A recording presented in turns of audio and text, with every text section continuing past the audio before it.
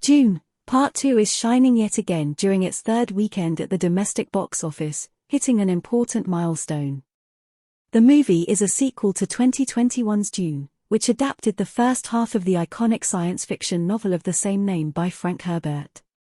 It concludes the story of the novel, which follows Paul Atreides, Timothée Chalamet, and his attempt to help the freeman people of the desert planet Arrakis fight back against Imperial forces, namely House Harkonnen. Per deadline, the Dune, Part 2 box office is projected to take in a 3-day domestic total between $28 and $29 million by the end of its third weekend in theaters. While this isn't enough to bring it back to number 1 over the animated hit Kung Fu Panda 4, the movie's cumulative domestic gross is set to pass the $200 million milestone. In addition to hitting an important performance benchmark, this domestic total alone is higher than the complete worldwide totals of every other 2024 release, with the second highest being Bob Marley, One Love's $162.3 million global haul.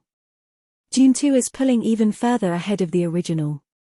Josh Brolin as Gurney Halleck looking intensely at Timothée Chalamet as Paul Atreides in Dune Part 2. In just 3 weeks, the Dune, Part 2 release has reached a domestic total that is almost double the complete domestic gross of the original movie. The 2021 title ended up earning $108.3 million at the domestic box office, which was still enough to make it the 13th highest grossing movie in that region for the year. However, that movie was encumbered with a day-and-date streaming release on HBO Max, which ate into its theatrical profits and prevented it from climbing as high as it could have.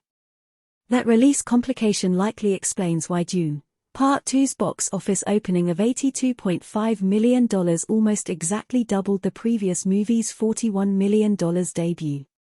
However, the sequel, which boasts a certified fresh score of 92% compared to the original's 83%, has continued to widen the gap between itself and the original movie and has now reached a total much more than twice what the original made in the same time frame.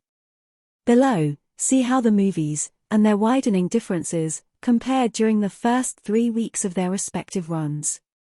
It remains to be seen how high Dune, Part 2 can climb compared to the original. However, it seems likely that it won't climb too much higher than 2.5 times the original movie's overall domestic total. Its third weekend in theaters was relatively light on competition, with smaller releases like Snack Shack and Arthur the King debuting. With such blockbusters as Ghostbusters, Frozen Empire and Godzilla x Kong, the new Empire closing in, the sci-fi movie will have much more competition in theaters that could prevent it from continuing to draw in growing audiences over the coming weeks.